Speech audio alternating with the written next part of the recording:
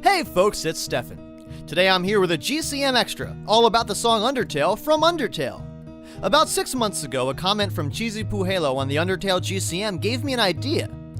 Would have loved some more in-depth areas though, for example, what Undertale the song does composition-wise to elicit such a feeling in the listener. Now generally I keep the Gamer's Companion to Music pretty broad on purpose, trying not to confuse people with musical jargon. You should need 0 days of musical training to understand the Gamer's Companion to Music. In a GCM Extra though, we're going to dig into some of that musical terminology for real, to see what exactly makes this song stand out of an already fantastic soundtrack. Be warned, this video will contain massive spoilers to the story of Undertale, so if you haven't played the game, get out.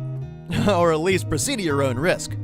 If you want a broader overview of the music of the entire game, check out the Gamer's Companion to Music full episode on Undertale.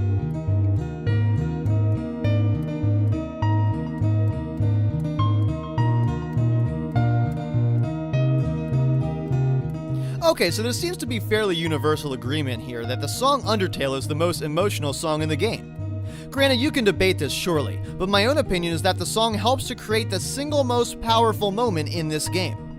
I don't think the song by itself does though. In fact, the song's structure and composition is very basic, and that's what we'll start with today, the song's structure. If you haven't read a musical form chart before, I'll try and help you through it a little bit. We've got the opening section here labeled A. This second arc I've labeled A' because it's the same musical material just orchestrated a little bit differently. The third section is labeled B. This is where the flute sound comes in when the story is starting to get sad, talking about the human dying. You can kind of see now how the labeling works. Each section gets its own letter, but if a section is a reprise or reorchestration, you can label it A' or A double prime or something like that. The whole song is a big crescendo, marked on the bottom of the chart. In other words, it's getting louder and stronger as we go along. Now, it's not really getting louder because the instruments are playing any louder, the music is just adding layers to it continuously. This is really evidenced in the opening of the music. We start with a solo acoustic guitar, and then a triangle synth-style bass shoots in with short pulses.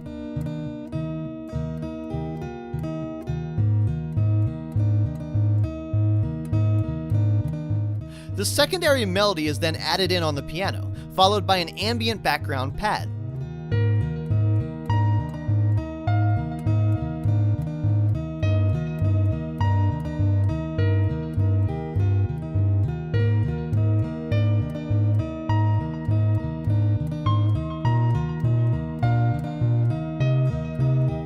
The music transitions and adds some synthesized strings and some synthesized drums.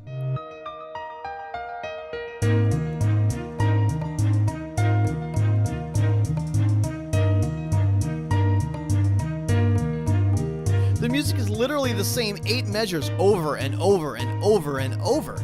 Now, if this layering effect weren't happening, the music would get very stale very quickly.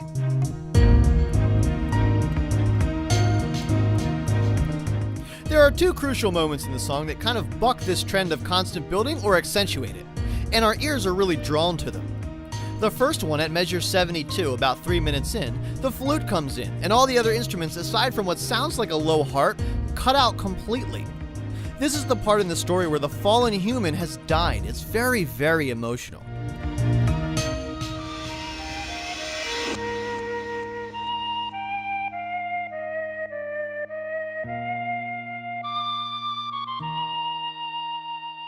For 3 minutes, layers and layers and layers of music are built into the texture of the sound, and then suddenly at a critical point in the actual story, the music changes in this drastic way.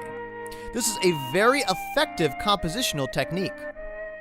The second one, at measure 133 or at about 523 in the music, there's a key change. Now, most songs are in a key, one note or scale more important than the rest. Undertale is in the key of E flat major. The entirety of the song up to this point has basically relied on the note E flat to anchor us. Take the opening. The lower part of the acoustic guitar is just sitting on that E flat.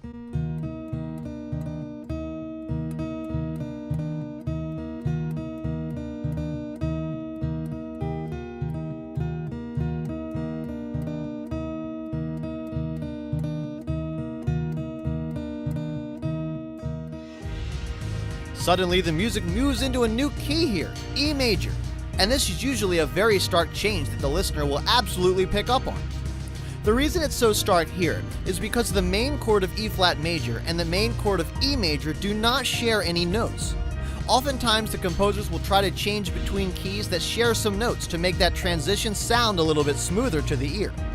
In this case, using what's called a direct modulation where no notes are shared, you really hear the shift. Listen to it.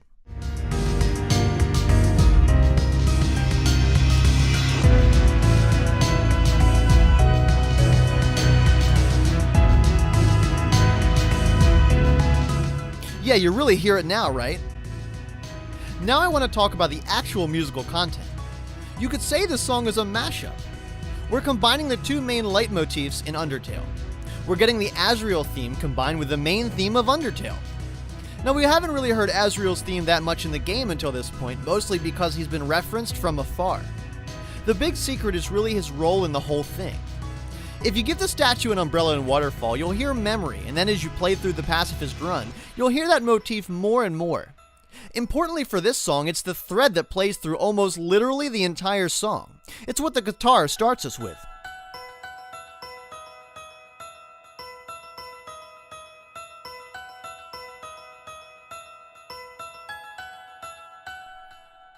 The second motif is straight out of the opening of the game.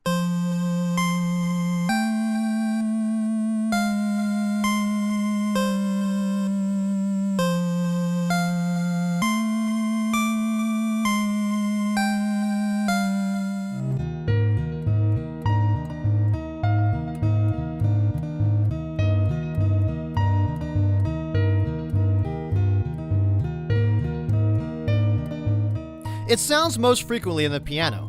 The flute, when it comes in, is playing the second part of this melody, which is heard slightly later on in Once Upon a Time during the main cinematic sequence.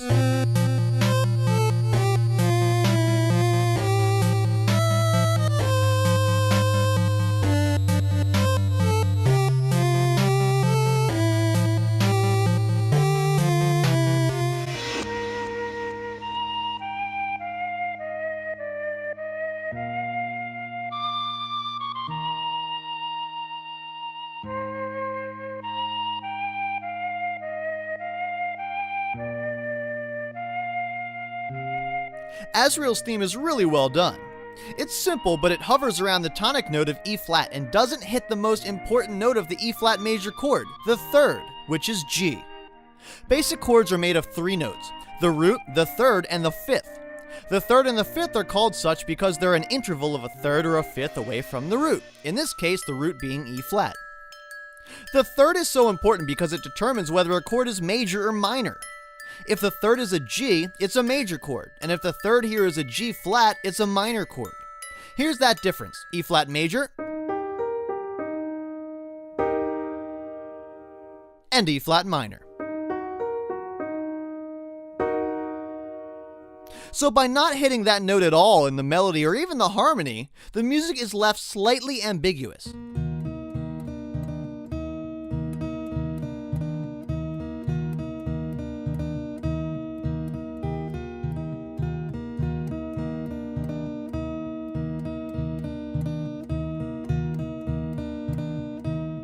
We can surmise that we're in E flat major because most of the other notes of the scale are being played. However, not clearly defining the root triad at the start gives the music a slightly open and ambiguous quality that, quite frankly, makes melodies sound a little bit more interesting to the ear.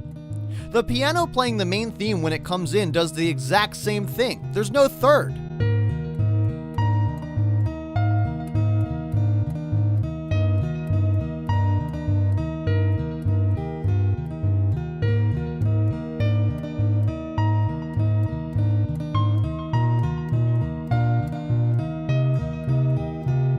The intervals in this melody are very spread out, spanning the range of an octave. What makes this sound so dreamlike and pretty, though, is the echo effect. Listen to it a few times and hear how the piano is echoed in rhythm, especially during the transition.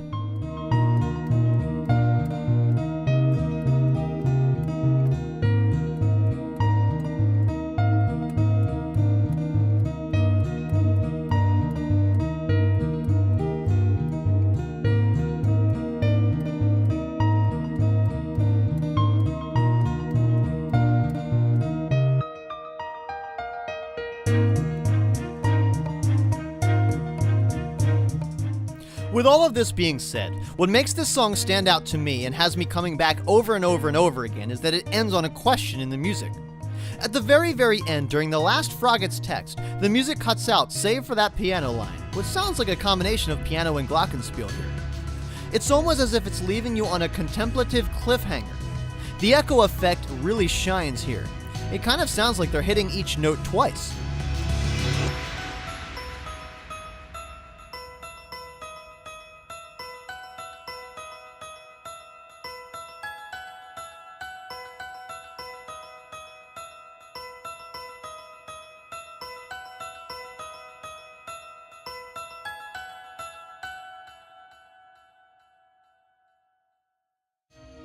Music is all about taking your expectations as a listener and playing with them.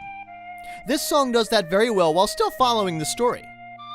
But does this song have meaning on its own, or is it completely story-driven? This is the question I keep coming back to. The story at this point in the game is so pivotal. For me, this is where I said out loud, "Oh shit," as I realized that everything was pretty much a big misunderstanding. Also, coming to the realization that Toriel and Asgore were together, and Toriel left him during this sequence hit me like a ton of bricks. Because this story is so emotional and powerful here, I'll always associate the music with that. When I hear this song outside of the game, I think of that moment, and that's what moves me. I'm not sure that if I listened to this song prior to playing the game, it would have the same effect on me. Now, this is not to say that it's not a beautifully constructed piece of music or anything, because it is. But I really think that the combination of the emotional reaction of the story at this moment, while the music is accentuating those emotions, is what brings people back to this song. I'd love to hear your thoughts on this, folks. It's something I've wanted to do for a while. Just play the music for people who haven't ever played this game and see what they say about it, compared to all of us who rave and gush over it.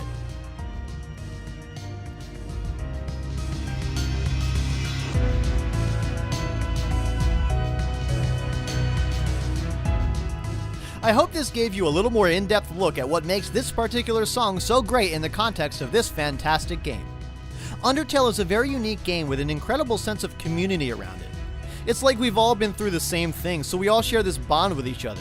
And I think that's why people are still so moved and touched by what this game was able to do. If you enjoyed this style of Gamer's Companion to Music, let me know. I'm always looking for ways to make these more interesting and more frequent for all of you to enjoy. As always, thank you so much for watching, and we'll see you next time.